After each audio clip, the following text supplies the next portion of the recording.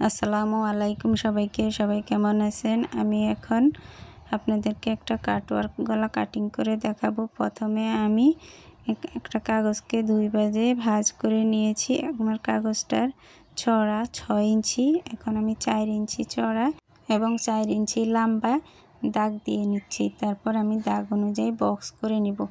আর বন্ধ সাইডটা আমি যেদিকে আছি সেদিকে হলো কাগজের বন্ধ সাইডটা, আর অপর সাইডটা হলো খোলা সাইড।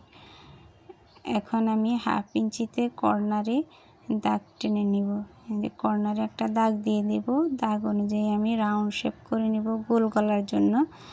তারপর আমি ভিতরে 1 ইঞ্চিতে আবার আরও একটি গোল গলা শেপ দিয়ে নিব। আমি কিভাবে দিচ্ছি দেখুন। আমি 1 ইঞ্চিতে ডট ডট করে নিচ্ছি। তারপর আমি গোল গলার শেপটা দিয়ে নিব। আপনাদের কাছে যদি আমার ভিডিওটা ভালো লেগে থাকে লাইক, কমেন্ট, শেয়ার এবং ফলো করে দিবেন। আর যদি কোনো কিছু বুঝতে সমস্যা হয় তাহলে কমেন্টের মাধ্যমে জানাবেন। আমি এই যে এভাবে গোল গলার শেপটা দিয়ে নিচ্ছি। আর যারা ইউটিউব চ্যানেল থেকে দেখবেন তারা আমাকে সাবস্ক্রাইব করে দিবেন, পাশে থাকা বেল আইকনটি প্রেস করে দিবেন।